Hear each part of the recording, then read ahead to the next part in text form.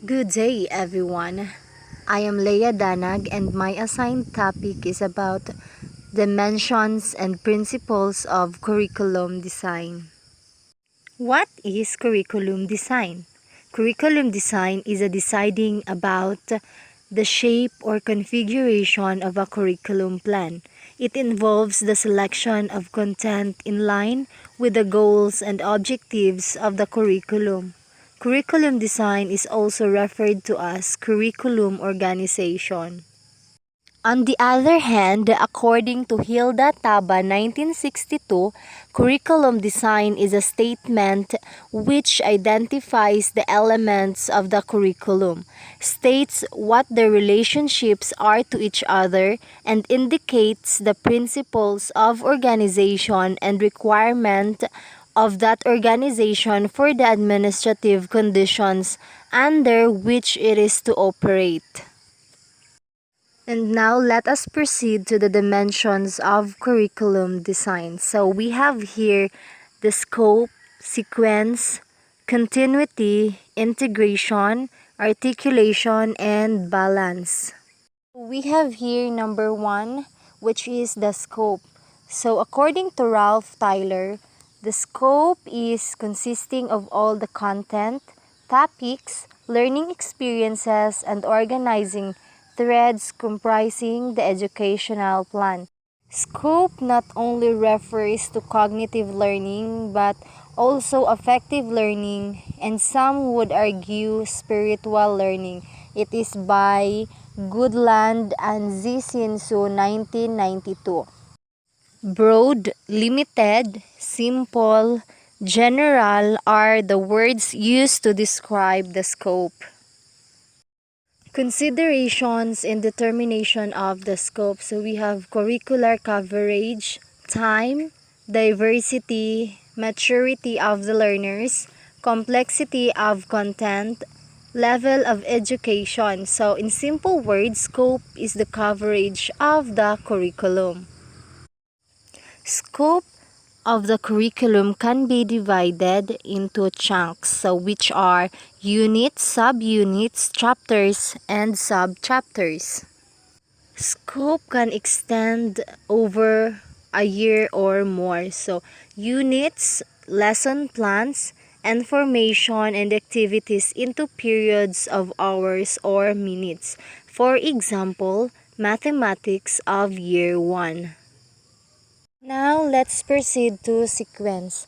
So, contents and experiences are arranged in hierarchical manner, where the basis can either be logic of the subject matter or on the developmental patterns of growth of the cognitive, affective, and psychomotor domains. Now we will go to the four principles for sequence that was introduced by Smith, Stanley, and Shore. So we have here first simple to complex learning. It is a content and experiences that are organized from simple to complex, from concrete to abstract, and from easy to difficult. Second is prerequisite learning. So this means that there are fundamental things to be learned ahead. Third is whole to part learning. So overview before the specific content or topics. And lastly is chronological learning. The order of events is made as a basis of sequencing the content and experiences. This can be arranged from the most recent to the distant past or vice versa. We have also four major principles for sequencing contents in units. So it is according to Posner and Rodnitsky 1994. Number one is world-related sequence. So based on the actual sequence of events, content is sequenced according to attributes of spatial. So it is physical, layout, temporal or time, or physical attributes. Number two is the concept-related sequence. So how ideas are related together in logical manners. Number three is inquiry-related sequence. So based on the process of generating, discovering, and verifying knowledge, content, and experiences are sequenced logically and methodologically. Number 4 is learning-related sequence. So it is how people use their knowledge through an activity. Now let's proceed to continuity.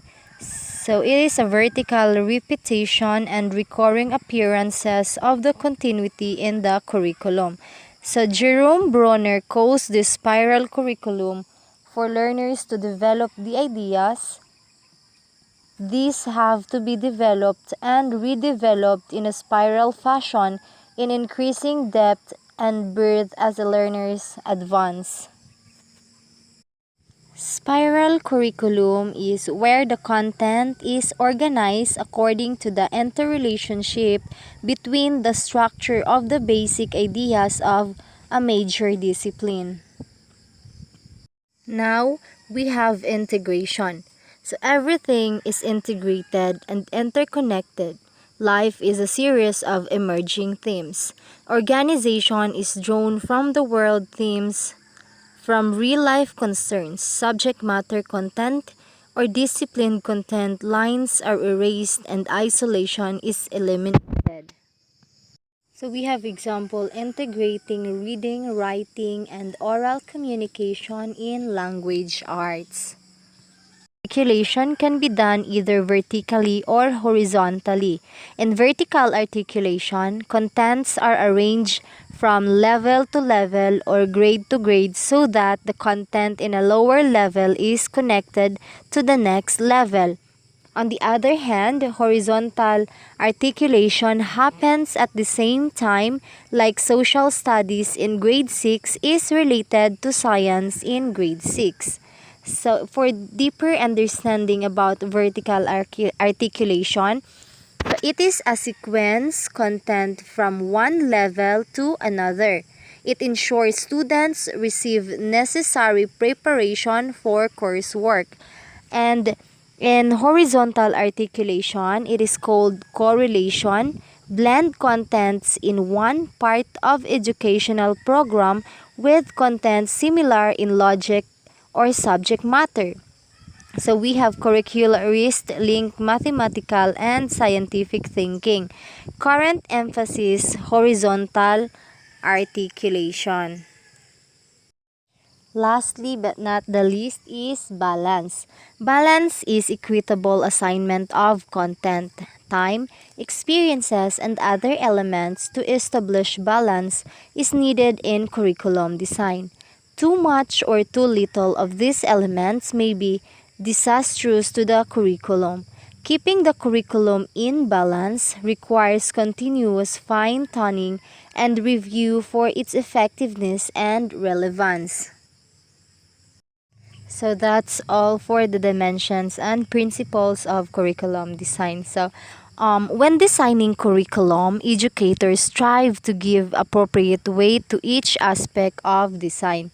So balanced curriculum, students acquire and use knowledge in ways to advance their personal, social, and intellectual goals.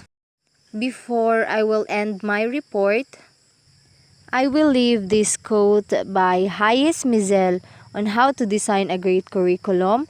The effectiveness of professional development depends on how carefully educators conceive, plan, and implement it.